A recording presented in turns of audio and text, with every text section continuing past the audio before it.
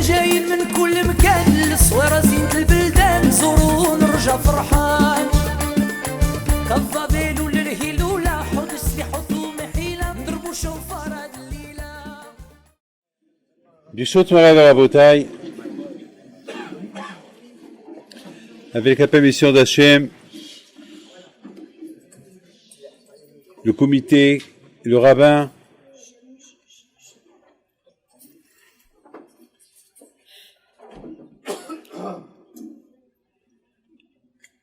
je suis content que Baruch Hashem vous avez fait un bout de chemin pour la Aliyah. Ça s'appelle toujours un bout de chemin. Le vrai chemin, c'est lorsque Mashiach va venir. Et pour le moment, vous avez fait un grand effort d'être là. Vivre en Israël, c'est pas facile, c'est dur. Mais lorsqu'on a l'Emouna, rien n'est dur. Tout s'arrange.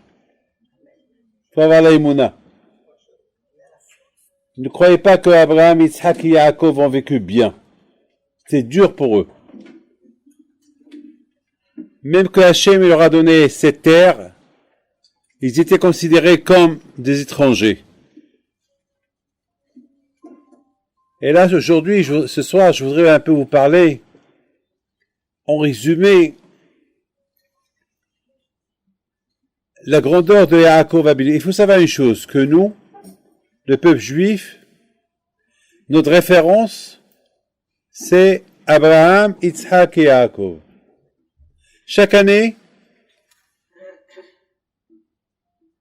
pendant les fêtes de Rosh Hashanah Kippour, on évoque beaucoup Abraham, Yitzhak et Yaakov. À tel point qu'on dit que sans Abraham, Yitzhak et Yaakov, nos fautes ne sont pas pardonnées.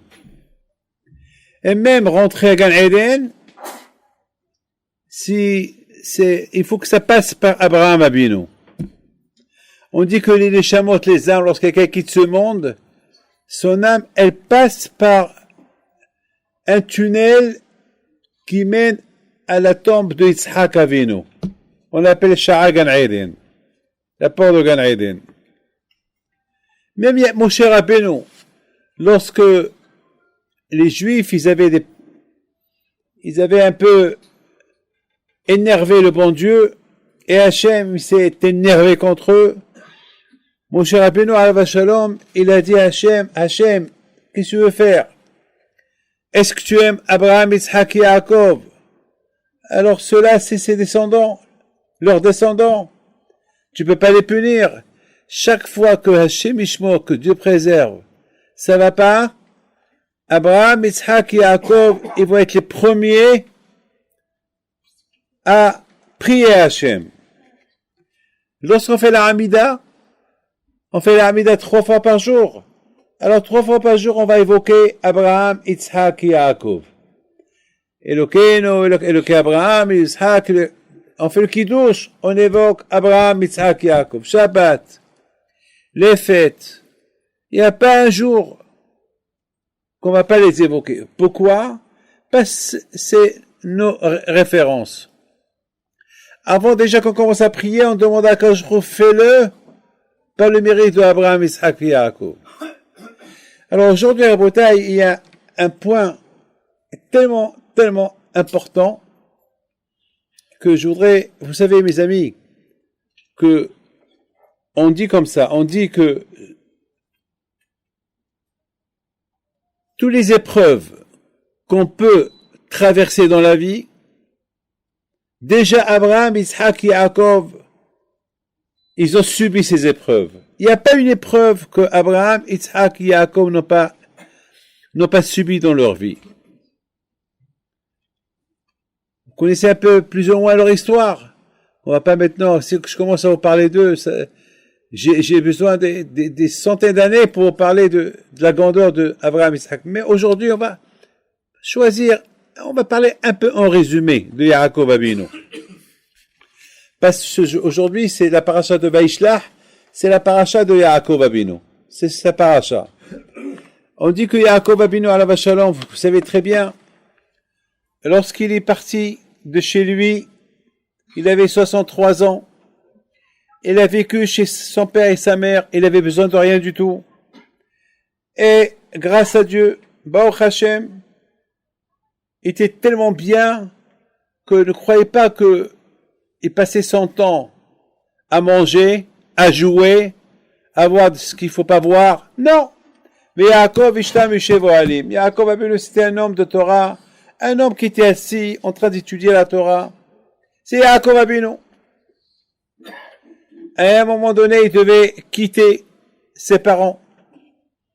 Parce que sa mère lui a dit, il faut que tu prends les brachot, les bénédictions de chez ton père. Tu les prends à Esav. Et il dit à sa mère, comment je vais prendre des brachot à Esav? C'est mon frère. Non, il ne le mérite pas. Toi, tu le mérites. Tu m'écoutes. Il a écouté sa mère. Et puis il a pris les brachot. On aurait pu dire que Yitzhak, il allait s'énerver.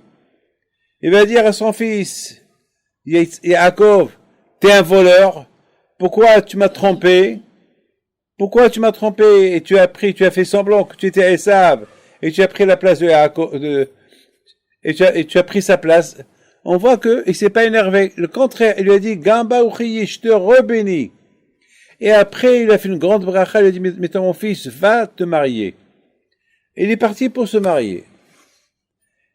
Aujourd'hui, on prend le TGV, il y a des trains, il y a des bus, il y a des taxis, il y a des avions.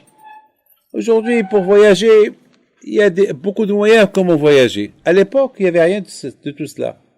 Vous imaginez Yaakov Abinu le pauvre, un homme de 63 ans, plus 14 ans qu'il est resté à la yeshiva de Shem Ve'ever, et il est parti à pied. Il est parti avec une canne, c'est tout, à pied. Je ne sais pas combien de temps ça lui a pris, peut-être 3 mois, 4 mois, 5 mois. 5 mois, le pauvre, un homme vieux. Il avait 63 plus 14, ça fait combien? 77 ans. Il avait 77 ans. Ajouter 7 ans, ça fait combien? C'est-à-dire, lorsqu'il s'est marié avec Rachel et Léa, il avait 84 ans. Vous imaginez? Aujourd'hui, lorsqu'un homme, il dépasse la trentaine, tout le monde lui crie, tu es vieux. Yaakov Abinu, il a marié 4 femmes.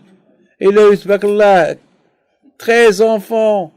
Il était multimilliardaire, il est parti pauvre. Il est retourné riche. De là, là, vous apprenez combien un homme qu'il a les mona Kadosh Baruch Hu, même si tu n'as rien, il faut savoir prier, c'est tout. Rabotai, Bémet, lorsque la semaine dernière, je lisais l'histoire de Yaakov, et je vois 63. Il a quitté sa maison à l'âge de 63 ans. Il est resté à la yeshiva encore 14 ans. Après, il a travaillé pour Rachel et Léa encore 14 ans. Non, 7 ans. Il a travaillé 7 ans pour Rachel. Et après, il a marié. Il a travaillé pour Rachel 7 ans. C'est-à-dire qu'il avait 84 ans. Et 7 jours plus tard, il lui a donné Rachel. Mais ça veut dire qu'il avait 84 ans. Vous imaginez, c'est quoi ça? Il y a beaucoup de gens à Rabotaï qui ne trouvent pas le mariage, qui ne trouvent pas se marier. Il faut prier. Il faut prier. Il faut forcer. Il faut prier. Peut-être, il y a beaucoup de gens qui vont dire, mais on a prié. Eh ben, la preuve que tu n'es pas marié, c'est que ta prière n'est pas montée. C'est que ta prière n'était pas assez. C'est tout. Ben, c'est pas possible que le bon Dieu ne répond pas. Après, le bon Dieu répond.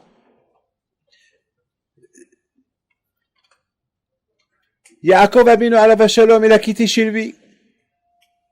Il est parti. Baruch Hashem. Hashem lui a envoyé son mazal, son zivoug. Et Baruch Hashem, il s'est marié, il s'est enrichi. Et maintenant, il y a le problème, il commence. C'est quoi le problème? Le problème maintenant, il doit retourner chez lui à la maison. Il doit retourner chez lui à la maison.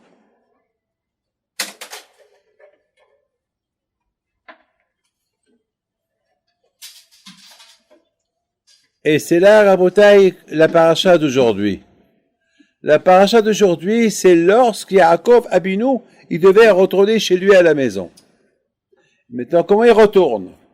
Il retourne pas seul. Il retourne avec 4 femmes.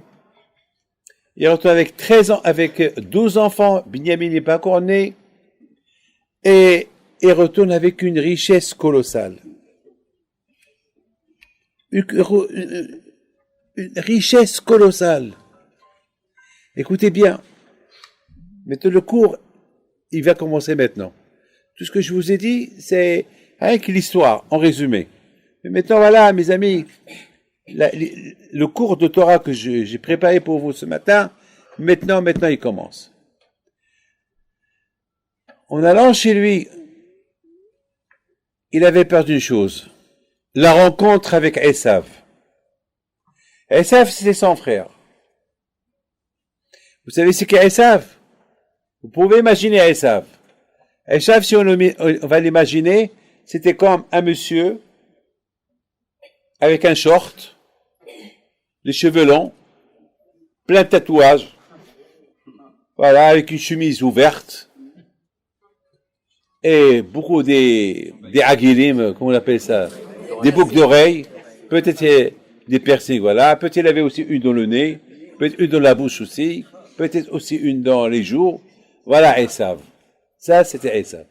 Vous imaginez ce Esav-là, comment il va rencontrer Yaakov et ses enfants. Les enfants de Yaakov, c'est des tzadikim, et qu'ils ont été éduqués dans la Torah par Rachel, Léa, Bilha, Zilpa et Yaakov Abinu. Maintenant, Yaakov Abinu, il sait que Esav, son frère, il est chez Yitzhak. Lui et toute sa famille. Il avait plein de femmes, plein d'enfants. Vous imaginez le pauvre Yitzhak Abinu, ce qu'il a souffert 100%. Yitzhak Abinu était seul. Il a vécu dans la solitude. Pourquoi? Parce que déjà il était aveugle. Et secondo, tous ceux qui vont approcher Yitzhak, ils voient Esav, ils se sauvent. Ils se sauvent. Esav, qu'il avait la Abodazara, ses femmes, ils faisaient l'idolâtrie. Qui va approcher Yitzhak? Maintenant, Yaakov Abinu, il se dit, comment je vais rentrer chez mon père? Comment mes enfants, ils vont grandir avec les enfants de Esav? Les femmes de Esav qui font l'idolâtrie. Et Esav lui-même va commencer à jouer avec eux. Ils vont l'appeler tonton. C'est le tonton, c'est le frère de Yaakov. Et ça, Rabotai, Bémet, hein, je plains Yaakov Abinu. Comment il va vivre? Comment il va faire? D'un côté, le bon Dieu lui dit, retourne chez toi. Retourne vers ton père. Mais d'autre côté, Yaakov, il retourne. A priori, peut-être était bien chez Haran. Était bien chez Laban. Parce que là-bas, il a éduqué ses enfants dans la Torah. Mais maintenant, comment il va les éduquer avec un voyou? Un voyou qui s'appelle Esav. Comment ça va se passer? Il y a une femme qui est venue chez moi hier. Elle m'a dit, Rabbi David, j'ai un grand problème. On est des gens de Torah. C'est une famille de Natania. On est des gens de Torah. On est vraiment, depuis qu'on a fait notre Aliyah, on est Baruch Hashem, on s'est renforcé. Mais j'ai un enfant qui est en train de pourrir tous les autres. Comment je vais faire? Il est en train de m'allumer la télévision le Shabbat, pendant que le père, pendant que tout le monde est assis autour de lui, il le fait exprès. Et il est très autoritaire. Si on ouvre la bouche, il nous casse la table de Shabbat. Il a même frappé son père. Il vole l'argent à son père. Il fume à la maison le Shabbat. Comment je vais faire? La pauvre, elle pleure. Ben, mais elle m'a fait de la peine, la pauvre. Et je voyais le mari, Mskin, il était assis, il bougeait pas, il n'avait même pas le courage de... À quoi je pensais à ce moment-là? Je pensais à Yaakov Abino. J'ai dit, le pauvre Yaakov Abino, voilà le problème qu'il va avoir avec Esav lorsqu'il va rentrer à la maison de son père Yitzhak. Il va affronter ce problème-là. Alors comment Yitzhak Abino, comment Yaakov, il a réussi? Bien sûr, mes amis,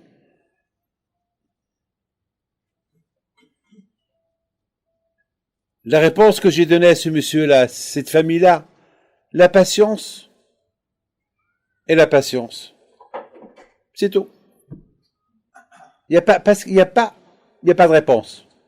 Il n'y a pas de conseil à donner. Je vais pas leur dire, jetez-le de la maison. J'ai dit la patience. C'est tout. Et prier. Il faut prier. Mes amis, lorsqu'on a des cas comme ça, qu'est-ce qu'il faut faire? Il faut prier à Kadosh Baruch Hu. Écoutez-moi, mes amis. J'ai la preuve, je suis en train de vous dire. Même pour être un bon juif, il faut prier. Il y a beaucoup de gens qui vont prier pour avoir des enfants. Mais à quoi sert d'avoir des enfants s'ils ne sont pas dans la Torah? Il faut prier que Hachem nous donne des enfants qui seront dans la Torah. Et à part ça, il faut être aussi exemplaire. Il faut être aussi exemplaire. C'est pas d'un côté, tu les éduques pour être dans la Torah et toi tu n'es pas dans la Torah, ça marche pas. Il faut être exemplaire. Le conseil, Yaakov Abinu, qu'est-ce qu'il fait? Il montre à ses enfants comment on se comporte avec un rachat qui s'appelle Esav, avec un tonton qui s'appelle Esav. Il va leur montrer comment. Eh bien, Yaakov était très intelligent. Il envoie des messagers. Il y a ceux qui disent qu'il a envoyé des malachim, des anges. Il y a ceux qui disent qu'il a envoyé des messagers. Chez Esav, il leur a dit, allez-y dire à Esav, mon frère, j'arrive. J'arrive. Et sache, non seulement j'arrive, mais j'ai habité avec Laban et j'ai respecté toute la Torah. Et ne crois pas que si maintenant je vais venir chez papa, Yitzhak, je ne vais pas respecter la Torah. Si j'ai respecté la Torah chez Aracha, qui s'appelle Laban, la plus forte raison que je vais respecter la Torah encore plus chez Yitzhak, mon papa. Mais il y a un problème. Toi. Alors comment on va faire? D'un côté, comme que j'ai respecté la Torah chez mon oncle Lavan, qui est mon oncle et mon beau-père, eh bien comme ça je vais respecter la Torah même chez mon père. Mais il y a un problème. Toi. Alors toi et moi, il n'y a pas de place à la maison. Ou toi ou moi. Voilà. Ou toi ou moi.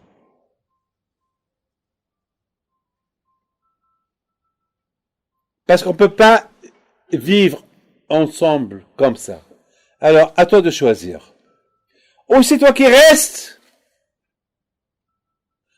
ou c'est moi qui reste.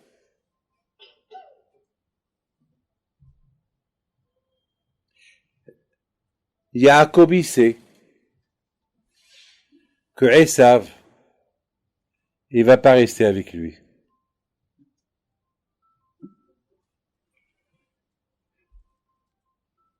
Yaakov sait que Esav ne va pas rester avec lui. Parce que Yaakov Abinu alav shalom, il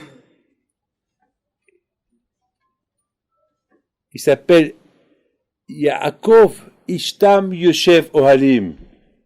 Yaakov, c'est un têtu. Le juif de sa nature, par sa nature, il est têtu. Le juif, par sa nature, il est têtu.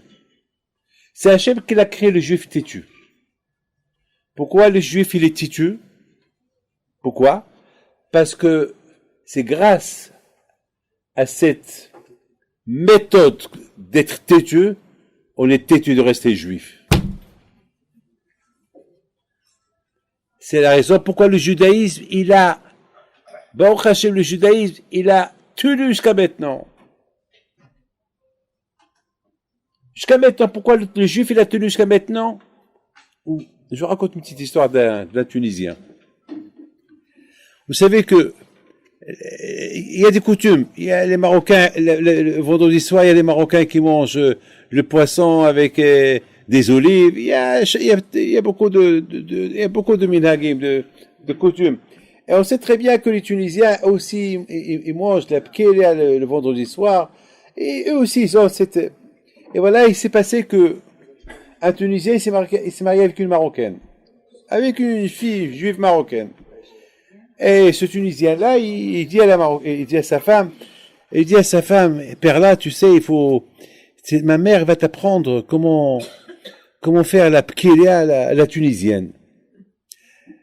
Elle lui dit, non, mais moi, j'ai pas l'habitude. Moi, nous, on mange les boulettes et les céleris, les boulettes et les... Elle a dit, non, chez nous, c'est comme ça. Il y a une histoire entre la première fois qu'ils ont passé Shabbat ensemble chez eux à la maison, ça, il y avait un bon clash. Donc, les dimanches, ils ont décidé de venir chez moi.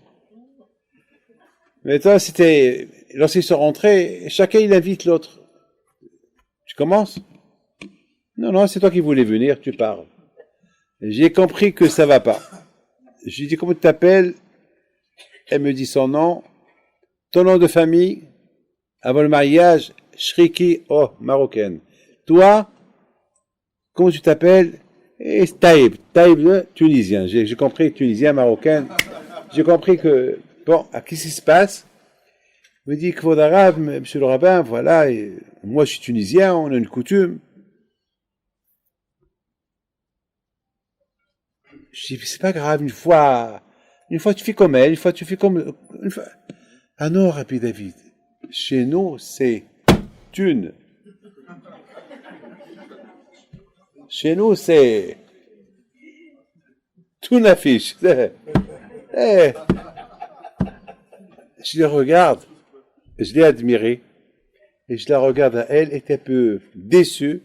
Zama, quoi, le rabbin, c'est un Marocain, ils mettent pas. Ah voilà, il y a un taïb là. Je lui dis, ma fille, écoute-moi. Tu es mariée avec un taïb, allez, c'est tout. Tu dois suivre les coutumes de ton mari. C'est tout. Tu dois suivre les coutumes de ton mari. Et si tu sais, et lui va être gentil avec toi. S'il voit que tu fais ses plaisirs, tu vas voir, il va te laisser faire ce que tu veux. Eh ben, je vous donne la parole d'honneur. Il n'y a pas comme arranger les choses dans la paix. C'est des gens que je vois tout le temps. Vous savez, Sam, une fois, elle est venue chez moi, je lui ai dit, dis-moi, à propos de la pkélia et les boulettes et les céleris, alors, elle m'a dit, Rabbi David, mon mari, aujourd'hui, il adore les céleris. Elle a su, voilà, il adore les céleris. J'ai dit, mais attends, madame, n'oubliez pas, fais-lui aussi ses plaisirs. Fais-lui aussi sa pkélia. Je lui dis, de toute façon, ça m'a laissé, non, je lui dis, toi aussi, apprends, fais-lui plaisir. Mes amis, ça, c'était Yaakov Abinu. Yaakov Abinu, alav shalom, de la façon comment il a tenu sa religion avec rigoureusement chez Lavan, son oncle, son beau-père, le rachat. La plus forte raison, chez son père, il va la faire encore mieux. Parce que n'oubliez pas, voir les verges d'un tzaddik tout le temps, ça donne une hashpa'a, ça donne une influence. Donc Yaakov Abinu, il sait, mais il sait de l'autre côté, un rachat comme Esav, dans l'environnement, c'est un danger pour ses enfants. Alors Yaakov Abinu, il montre à ses enfants, on commence la guerre de maintenant, avec tonton. La guerre, je la commence avec lui, lui et moi. On peut pas être les deux là-bas. Je sais que lui, il peut pas me supporter, surtout me supporter à moi et toute ma famille avec Yitzhak. Ça va être dur pour lui, mais je veux qu'il s'en aille tout de suite. C'est pour ça que je l'attaque. Esav, il a compris la leçon.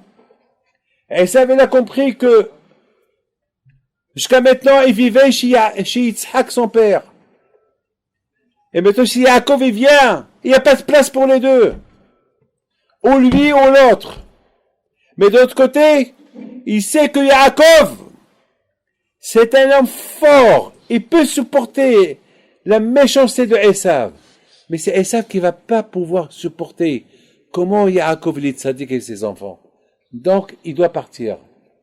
Alors, c'est la raison pourquoi Yaakov Abinu, il a commencé cette guerre, le premier. Mais Esav, il a dit non. Je veux pas céder ma place à Yaakov. Je vais sortir, lui faire la guerre. Et prendre ses femmes, tuer ses enfants, et prendre tout l'argent qu'il a. Voilà la bataille. En 2 mots l'histoire. Mais on a vu que Yaakov Abinu alav shalom, il a eu peur. Qu'est-ce qu'il fit Yaakov? Il prie. Il prie. Il se prépare à la guerre. Il se prépare à donner des cadeaux, mais la prière. Voilà, c'est le mot-clé que je voulais vous apprendre. La prière. Le seul moyen pour avoir des enfants bien, la prière. Le mariage, la prière. La parnassa, la prière. Tout, la prière. Il faut prier. Même chercher une maison, il faut prier. Toujours la prière, la prière, la prière, prier. Il y a quelqu'un qui me dit hier matin, Rabbi David, j'ai un problème. Enfin, je lui ai posé une question. Je lui ai dit, ça fait longtemps que je ne te vois pas prier, ni Shabbat, ni une semaine. Qu'est-ce qui se passe? Il me dit, Rabbi David, j'ai pas de but. Il me dit, j'ai pas de but. Le matin, je ne vois pas la raison pourquoi je dois me lever. Je n'ai pas de but. Je lui dis, je vais faire quoi? Je vais me lever. Mais, je vais faire quoi? Je travaille pas. J'ai pas de chance. J'ai été agressé. Mais je suis vieux. Je suis pas marié. J'ai pas de but. Je lui dis, alors trouve-toi un but. Il me dit, mais j'ai pas de but. Je dis, moi, je te donne un but gratuit. Un but gratuit. Il me dit, lequel? Va prier. Va prier. Gratuit. Va prier. Ça sera ton premier but. Voilà, j'ai un but. Je vais dormir le matin avec un but. Je me lève demain prier. Alors, Hachem, il voit que tu te fais un but. Eh ben, Hachem, il va t'aider. Il me dit, beaucoup de fois je l'ai fait, ça n'a pas réussi.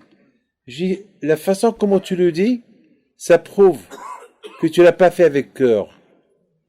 Tu l'as pas fait avec cœur. Parce que dans l'aïmouna, c'est pas, il faut pas s'attendre au résultat. Je répète, celui qui se dit, j'ai confiance en Dieu, je crois en Dieu, il faut pas qu'il s'attende tout de suite au résultat. Parce que si tout de suite il veut le résultat après une prière, ça veut dire quoi? Ça veut dire qu'il a prié pour le résultat. Non. Il faut être comme celui-là, comme un serveur qui ne s'attend pas de récompense de son maître. Tu es là pour faire ça. On est là pour prier. On est là pour faire plaisir à Hachem. Il n'y a pas de récompense. C'est à lui de voir s'il te la donne ou il te la donne pas. Rabotai, ça c'est la clé. Yaakov Abinu, il se prépare à la prière. Il prie à Hachem.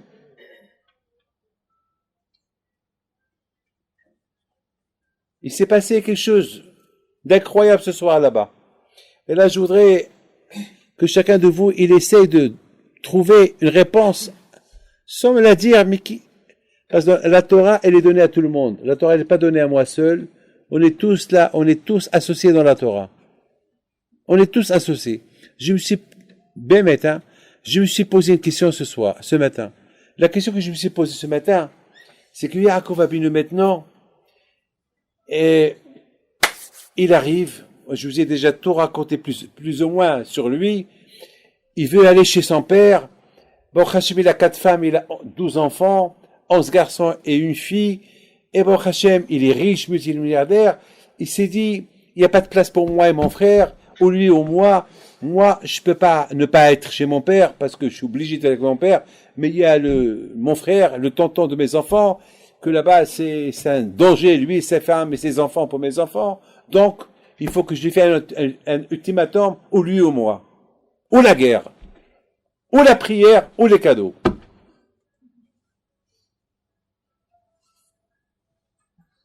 Esav, il veut pas perdre son père, mais non plus il veut pas être à côté de son frère.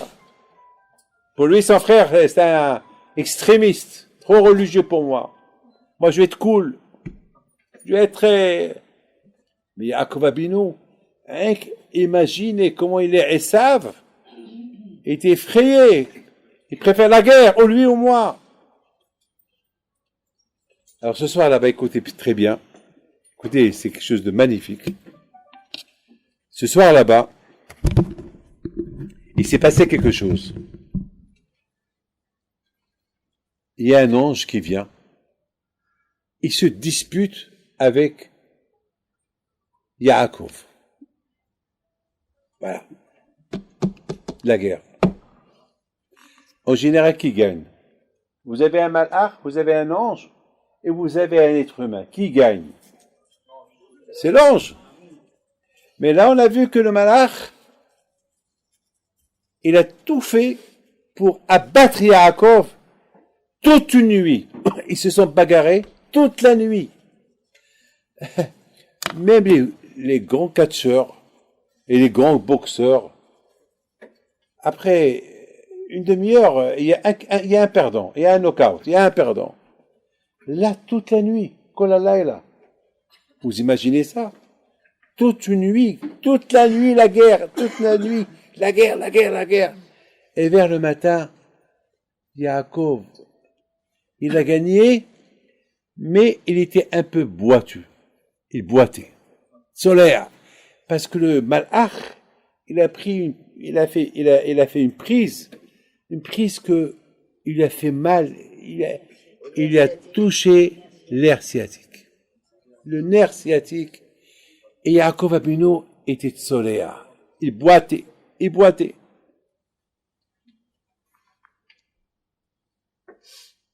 Mais malgré qu'il boitait, il tenait encore le malach.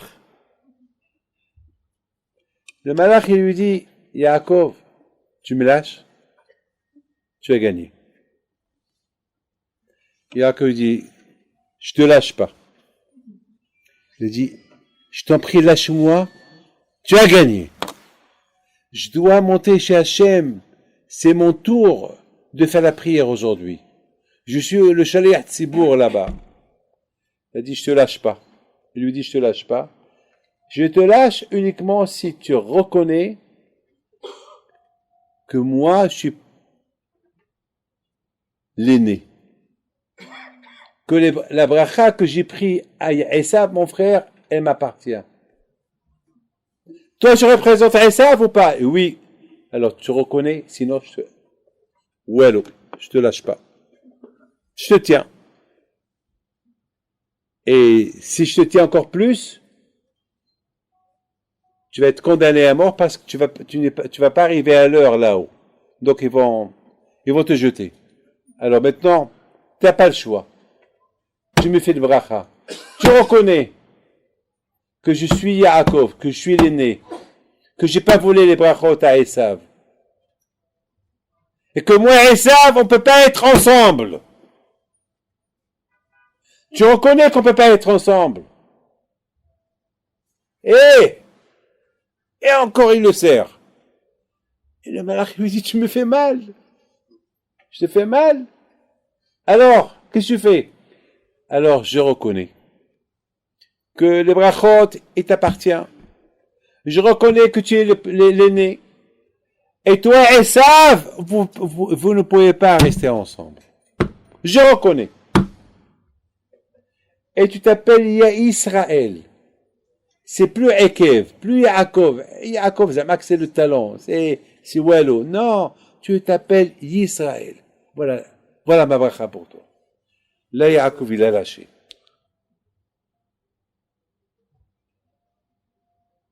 Je vous pose une question. Pourquoi, alors, il lui a touché le nerf sciatique? Pourquoi? Hachamim lui disent, il a voulu lui toucher la tête. Hachamim lui disent, il a voulu toucher le cœur. Hachamim lui disent, il a voulu toucher, vous savez, il a essayé de lui faire du mal. Mais il n'a pas réussi. Mais à un moment donné, il a réussi uniquement à le toucher le nerf sciatique.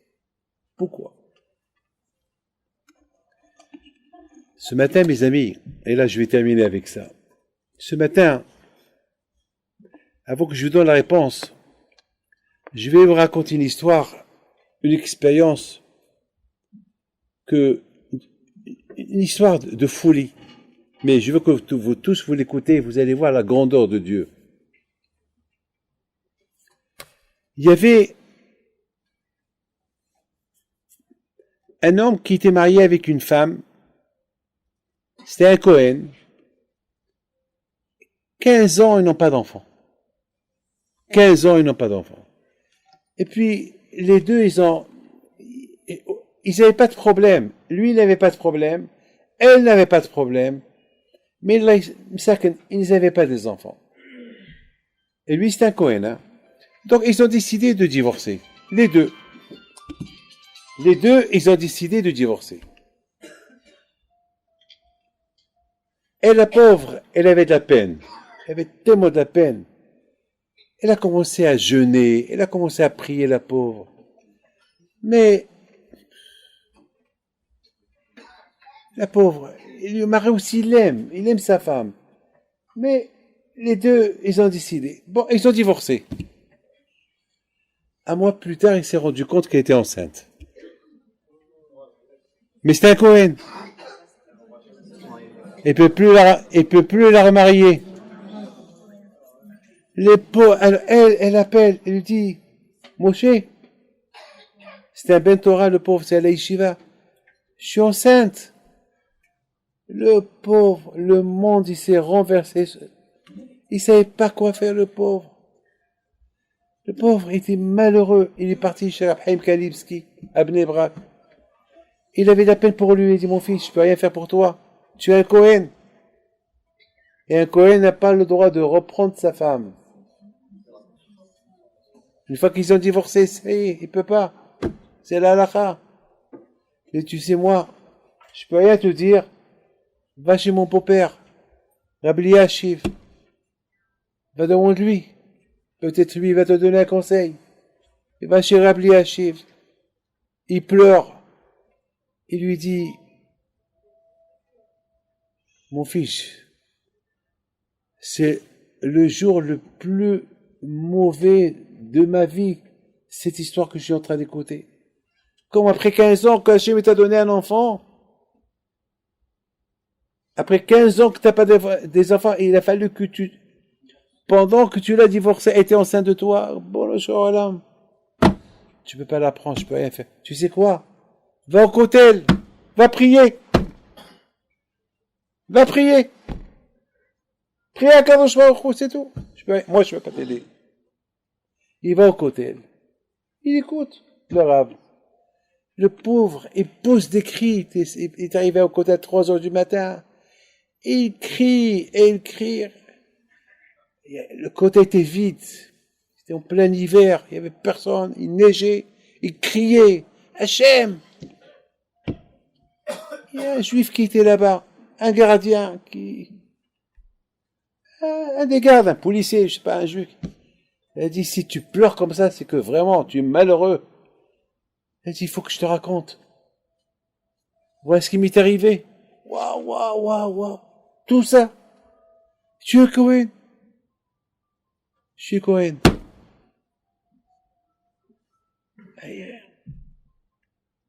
Et oui, ton père. Tu as un père? Oui, j'ai un père en Amérique, il est malade, gravement malade. Il est malade? Et tu l'as laissé malade? Va le voir. Bikoholim. Ton père est malade, va le voir. Il dit, comment je vais aller le voir? Mais j'ai mes problèmes. Peut-être avec cette mitzvah-là, Kadosh Baruch Hu. Peut-être ta femme n'est pas enceinte. Ta ex-femme. Non, elle est enceinte. Elle est 2 mois. Mais rayon, 2 mois. Alors, va. Ouais, mais de toute façon, mon père, il est malade, il est inconscient, il est malade, il est à l'hôpital, et peut-être, tant que j'arrive chez lui, je sais pas si. Bon, il prend l'avion, il dit, bon, je fais une mitzvah, bikocholim. Kibud abayim, respecte ton père et ta mère. Il va. Il arrive à New York, il va à l'hôpital, il demande la chambre de son père. Son père était malade.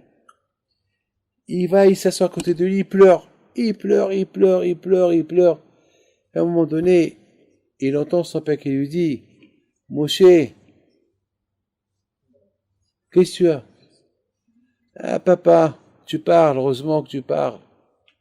Tu sais, papa, qu'est-ce qui m'est arrivé? Voilà, tu sais qu'on est des Kohanim. Et 15 ans que je suis pas marié. Et 15 ans, j'ai pas d'enfant. Jusqu'à que j'ai décidé de divorcer. Et voilà. Elle avait un peu mal au ventre. Elle a fait des tests. Elle est enceinte et je peux plus la reprendre. Et son père, il le regarde. Il dit, mon fils, tu sais que moi, je suis un rescapé d'Ashoah. Et là-bas, lorsque j'étais à Auschwitz, ils ont fait sur moi des expériences sur moi. Ils m'ont rendu que je ne peux pas avoir des enfants. Donc toi, tu n'es pas mon fils. Toi, je t'ai adopté. Donc tu n'es pas Cohen. Ça folie, hein? Ah, je vous ai tenu, hein? Voilà la beauté de la prière. Voilà la prière. Beaucoup des fois, on croit que c'est la fin, et au moment qu'on voit c'est la fin, il y a une naissance.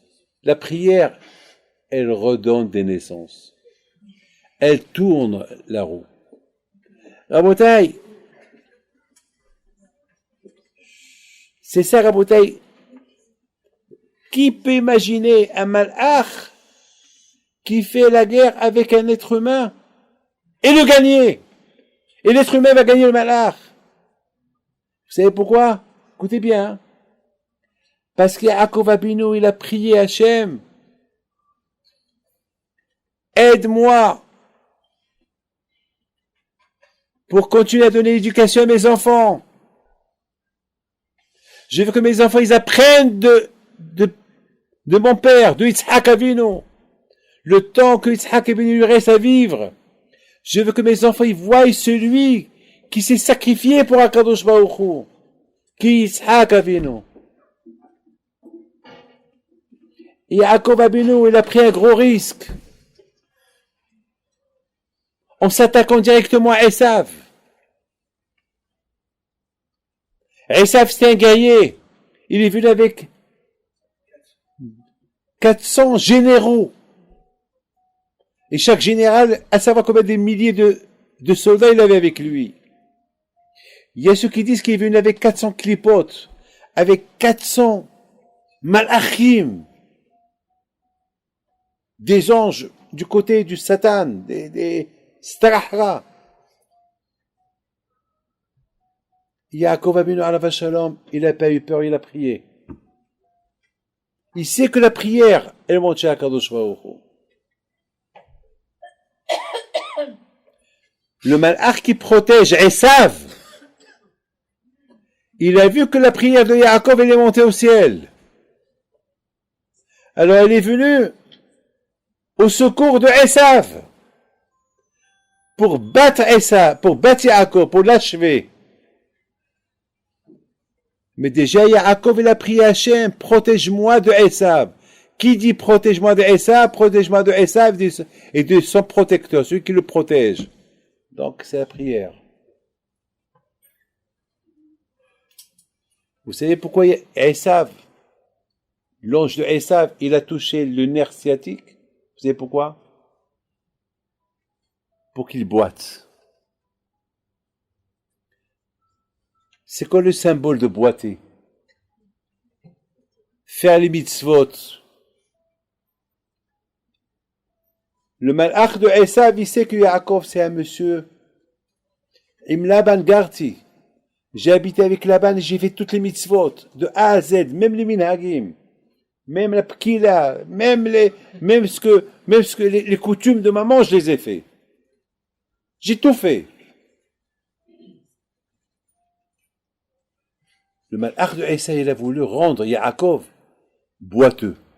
Boiteux en sens de quoi? Boiteux, ça veut dire faire les mitzvot. Difficilement. Se réveiller le matin avec beaucoup de fainéantisme. Faire une mitzvah, ouf. Il va la faire, mais avec un pouf. Vous savez, une fois j'ai écouté une conversation de deux femmes. Je reçois les gens et il y avait deux femmes. Ça s'est passé au Mexique. Il y avait deux femmes qui parlaient entre eux, ils parlaient en hébreu. Donc c'était après les fêtes, c'était après Sukkot. Et ils étaient en train de discuter. Et une il pose, alors comment c'était les fêtes? Oh, c'était dur. Et la soukha, c'était dur, il fallait descendre, il fallait des invités, mon mari il m'a mis des gens. Et chaque jour. C'était... Aïe. Et par-dessus le marché, lui dit, mon mari est parti à New York, il m'a laissé la soukha, c'est moi qui dois démonter la soukha, c'est moi qui dois... Il m'a laissé du travail. Enfin, j'espère que l'année prochaine, il va me prendre dans un hôtel. Hein. J'en peux plus. Alors, bon, j'ai écouté, j'ai rigolé un peu, tout seul. Donc, lorsqu'elle est rentrée, elle voulait une bracha, une bracha, je veux une bracha. J'ai dit, comment c'était la fête de Sukkot? Elle me dit, c'était bon, Hachem, super, c'est bien, c'était très bien. Et c'était fatigant. Ouais, c'était fatigant, mais ça va, c'est le bon Dieu dans la force. Et j'écoute. Voilà, maintenant, cette femme-là, elle a utilisé deux langages. Un langage négatif, un langage positif. Ah, maintenant, qu'est-ce que moi je dois retenir? Moi, maintenant, je suis neutre. Qu'est-ce que moi je dois retenir? Ce qu'elle a dit à sa copine, dehors, ou bien ce qu'elle me dit à moi, maintenant? Ah ben, mes amis, écoutez. C'est ça, le travail du Yetzirah. Le travail du Yetzirah, c'est ça, Esav. Le travail du Yetzirah, c'est de nous faire travailler, de nous faire la mitzvah positive, négative. Négative, positive. Voilà. C'est quand on boite. Je marche, mais je boite. Vous avez compris? Je marche, mais je boite. Je marche pas normal. Un tzaddik, c'est celui qui va faire les mitzvot positives. C'est pas facile. C'est pas facile. C'est pas facile. Mais il faut se faire travailler. Et c'est ça, mes amis, la leçon. Ce malach-là, lorsqu'il a vu qu'il n'a pas réussi à abattre Yaakov, il a dit, au moins, je vais le rendre boiteux. Au moins, je vais le pousser, je vais toucher son nerf sciatique comme ça. Lorsqu'il va servir le bon Dieu, il va le servir avec, voilà, il va boiter. Il va être positif, négatif, positif. Mais Yaakov Avinu alav shalom, il a compris, parce qu'il avait mal. C'est la raison pourquoi il n'a pas lâché. Je veux que tu me fasses une bracha. Je veux que tu reprennes ta parole. Je veux que tu me fais une bracha, que ça soit pas mon service vis-à-vis d'Hachem qui soit négatif ou positif. Je veux qu'il soit positif. Il a dit alors Israël. Israël, c'est du verbe yachar, droit. Donc droit, c'est pas boiteux. Tu hommage droit. Yachar, el. Yisraël. Le mot Israël, c'est les mêmes lettres de Yachar. Voilà. Je te redonne la bracha de ne plus être boiteux. Ce que je voulais te faire, que ce ne soit pas ça. Rabotai, bon, grâce à Dieu, on a reçu la bracha. Même Hachem, Bémet, hein. Même Akadosh Baruch Hu, il dit Yaakov, Yaakov. Lui, Karishimcha, Yaakov, même Hachem. Mais pourquoi Hachem, il répète? Parce qu'Hachem, il a voulu dire Yaakov, Yaakov, tu as reçu une bracha du malach, celui qui protège Esav. Mais toi, je veux que ça vienne de moi. Pas de Esav. T'as pas besoin d'une bracha de Esav. T'as pas besoin de la bracha de celui qui protège Esav. Tu as besoin de moi. Moi. Eh ben, Rabotai, je termine avec une petite histoire. Vous savez, il y a, je l'ai raconté souvent, mais je vous la raconte. Il y a 3 semaines,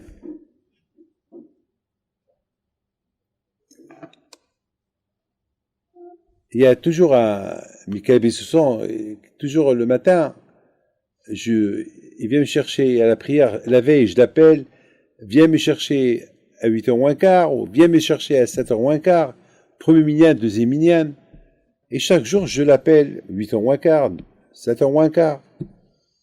Et voilà, il s'est passé que je lui ai demandé le jour des élections, c'était un mardi. Alors, lundi soir, je lui dis, Michael, tu viens me chercher à 8h moins quart. Demain, viens me chercher à 8h moins quart.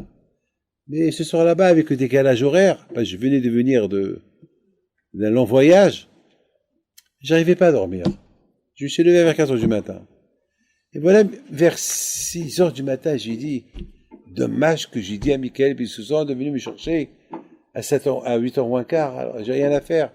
J'aurais pu venir, comme ça je peux étudier un peu. Et de ma tête, j'ai dit, ici Hachem, il le réveille. Mais moi je connais Michael Bissouzan. Lorsque il dort. À la rigueur, et je sais même pas s'il préfère que je lui dise 8h moins quart ou 7h moins quart. Je sais pas, mais le pauvre, ce que je lui dis, il le fait. Et là, je lui dis à 8h moins quart. Je dis Hachem, voilà, j'ai pas sommeil. Et j'ai envie de prier à 7h moins quart. Alors qu'est-ce qu'on fait? Avec Hachem, il faut parler. Vous avez compris? Il faut parler. Avec Akadosh Baruch Hu, il faut parler. Bémet. Il faut parler avec lui. Il ne va pas vous répondre, mais il vous répond. Il répond. Regardez, on allume les veilleuses de tzadikim. Et on parle. Et Akadosh Baruch Hu, Bischut Tzadik, et on parle.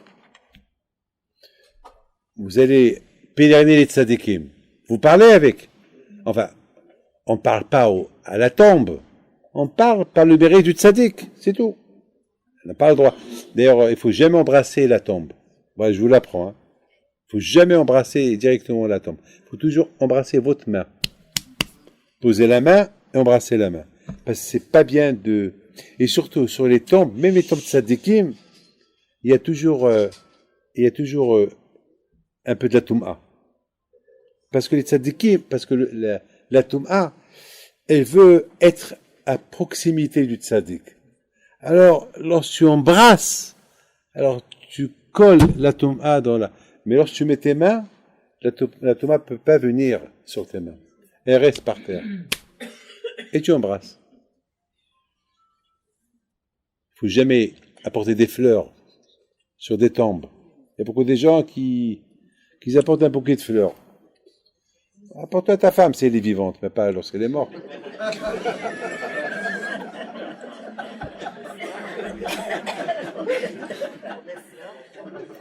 y a beaucoup de gens à bouteille. Bon, ces fleurs, vous savez que surtout les fleurs vivantes, c'est pas bien. Pourquoi? Parce que la neshama, elle sort de la tombe, elle se colle à la fleur. Parce que la fleur, elle est vivante. Et la neshama, elle veut s'attacher à quelque chose de vivant. Donc, c'est pas bien. Ne pas aussi avoir les photos sur les tombes, c'est pas bien. Mais les gens, ils savent pas, les pauvres, ils savent pas. Faut pas aussi mettre du noir. Le noir, c'est pas le coutume, c'est même pas le coutume, c'est pas bien. Alors la bouteille, c'est comme ça. On voit des bébés, je suis émerveillé de voir des femmes qui prient.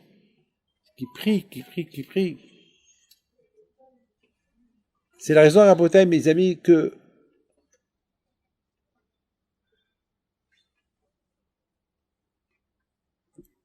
la prière, c'est une connexion avec Hachem. Lorsqu'on prie, Hachem, Sefatay Tiftah, ou Pi Yagi Tehilatecha, Hachem, ouvre ma bouche. Parce que je ne sais pas quoi te dire, Hachem. Tu es au-delà de l'imagination. Alors aide-moi à bien composer ma prière pour toi. Il y avait une fois, il n'y avait pas de pluie. Et ben Hachem Tov, il a dit, il y a une seule personne qui va nous aider à prier pour nous et on va voir la pluie. Qui est-ce? Tel et tel. Mais ce tel et tel, il ne sait même pas lire. Vous allez voir. Ils sont partis tous chez lui, Hachem Tov, ses élèves, tout le monde, ils sont partis chez lui. Prie pour nous aujourd'hui pour qu'il y ait la pluie. Il leur dit, moi, priez pour vous. Moi, je ne sais rien du tout, je connais rien du tout. Je vous en prie. D'accord. Hachem Tov, il a appelé tout le monde. La synagogue était bourrée. Et ce monsieur-là, il voit tous ces gens qui sont venus. Il leur a dit, moi, que je vais dire? Tu sais prier. Hachem Tov lui dit, prie. Alors qu'est-ce qu'il fait? Il dit, Aleph, Bet, Gimel. Il a commencé à dire, Aleph, Bet, Gimel. Alors, les élèves de Hachem Tov, ils regardent le Rav, et le Rav, il fermait ses yeux. Il était concentré dans la prière, la soi-disant prière de ce monsieur-là, qui répétait Aleph, Bet, Gimel, Dalet, et voilà lorsqu'il a terminé. Tav, la dernière lettre, il dit à Hachem, tu sais que je ne sais pas prier, je ne sais pas lire, je ne sais pas écrire, mais toi prends tout l'alphabet que je t'ai dit et compose-toi une bonne prière. Ne rigolez pas. Voilà la Emouna. Voilà la Emouna. Même celui qui ne sait pas prier, s'il a la Emouna, ce qu'il va demander à Hachem, un que demande. Alors à Baudet, il s'est passé que à 6h30, j'entends quelqu'un qui tape à la porte. Allez, j'ai pas oublié mon histoire. J'entends quelqu'un qui tape à la porte. J'ai dit, mais qui tape à la porte? 6h30, qui tape à la porte? J'ouvre la porte, Michael Bessoussan. Je dis, Michael, mais je t'ai dit de venir à 8h moins quart. Qu'est-ce que tu fais là? Il m'a dit, mais il est 8h moins quart. Je dis, non, il est presque 7h moins quart. Et regarde, ah, Rabbi David, excusez-moi. J'ai vu dans ma montre, c'était 7h moins quart. C'était...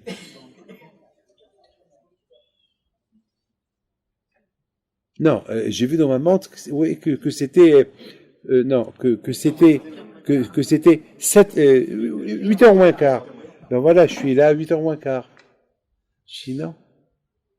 Mais tu sais, Michael, tu as bien fait. Parce que j'ai prié à Kadosh Baruch Hu. Il faut prier. Prier. Chacun, il a la force pour prier. Nous, les rabbins, on prie pour vous.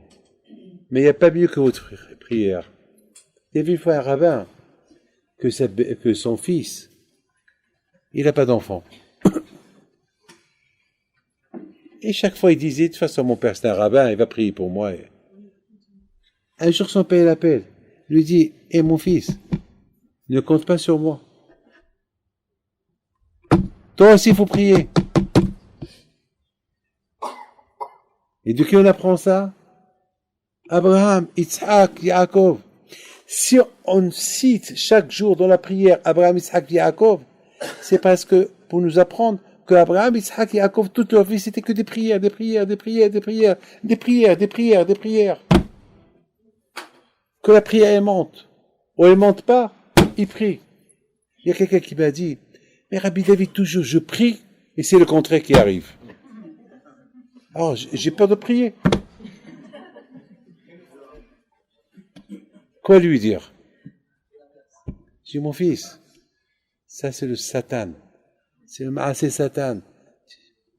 Continue à prier. Mais je dis, ouais, pourquoi tu es vivant encore? Voilà, tu es marié, tu as des enfants. Ils te manquent rien, qu'est-ce que tu veux? Peut-être tu demandes ce que tu ne mérites pas. Qu'est-ce que tu demandes, je lui dis? Tu as tout. Tu as une voiture. Chaque année, tu as la chance. Là, tu as une belle maison. Mais qu'est-ce que tu veux? Qu'est-ce que tu veux de plus de ça? Qu'Akadosh Baruch Hu, il vous protège. Qu'Akadosh Baruch Hu, il vous donne la santé, bracha, betzlacha, briut, panasa tova, ken ratzon.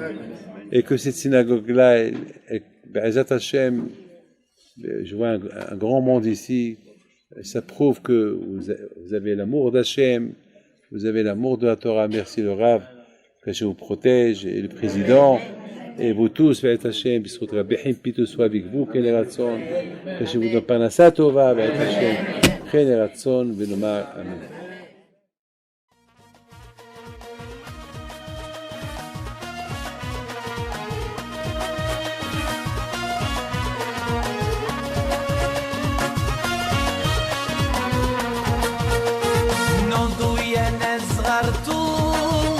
على ربيع حيم بنتو وقف لنا زي خو